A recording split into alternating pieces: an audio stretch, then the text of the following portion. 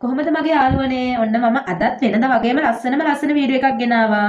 ඒ තමයි අපි ගෙදරදිම bubble T කොහොමද හදාගන්නේ කියලා.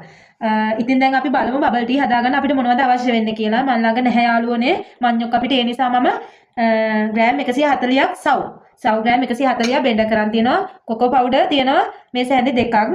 කෝන් පිටි තියෙනවා මේ සැඳි දෙකක්. සීනි ග්‍රෑම් 45 බෙන්ඩ කරන් තියෙනවා. හැබැයි මම මේ බෙන්ඩ කරගත්තු කිසිම දෙයක් හලාගෙන නැහැ. දැන් අපි මේක හලා ගන්න ඕනේ.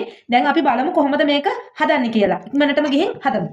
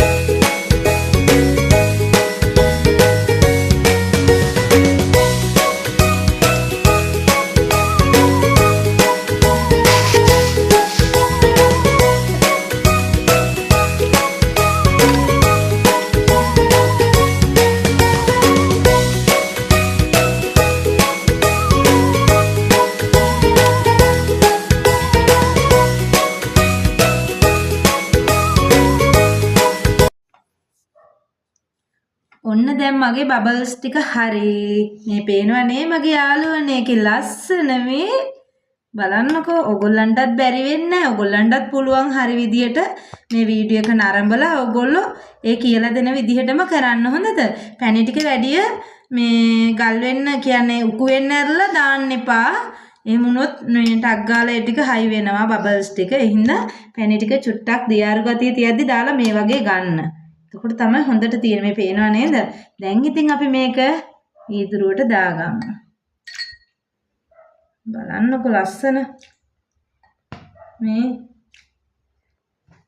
වලට දැන් ආස හිතෙනවා ඇතිනේ. ඔයගොල්ලොත් හදාගන්න හොඳද?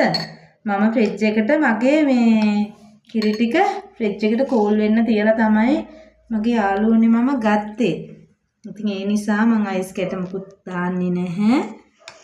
දැන් බලන්නකෝ ඔය ඕම් බලන්න.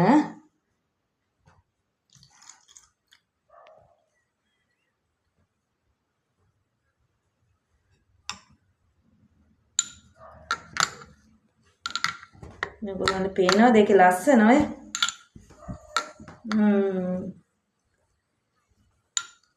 බලන්නකෝ.